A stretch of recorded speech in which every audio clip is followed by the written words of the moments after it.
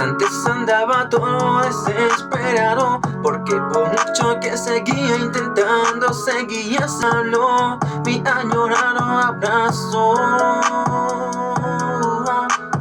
Pero llegaste a darme de tu abrigo, en medio de frío me diste tu comprensión y cariño. Agradezco demasiado el haber seguido con vida. Te doy las gracias, amor, por ser mi más fiel compañía, compartiendo juntos chocolate caliente, mientras que los copos de nieve caen lentamente a través de la ventana de nuestra linda casa. Te amo cuando tú me abrazas, viendo especiales de TV de la festividad en el sofá, viendo el amor entre Sally y Jack.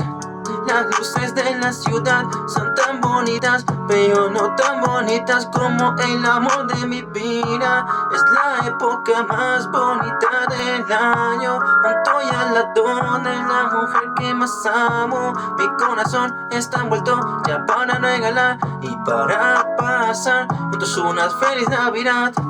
Como una radio ando transmitiendo estos sentimientos. Con estos versos te demuestro lo mucho que te quiero.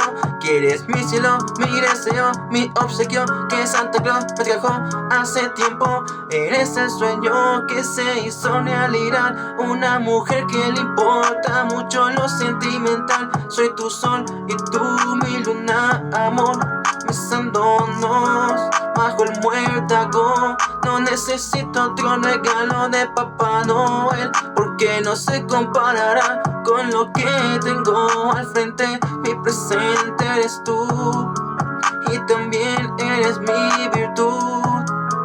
Es un amor inmortal en ese real significado de la Navidad.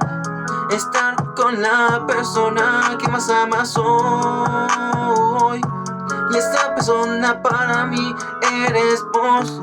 Es la época más bonita del año, junto y al lado de la mujer que más amo. Mi corazón está envuelto ya para regalar y para pasar juntos una feliz Navidad.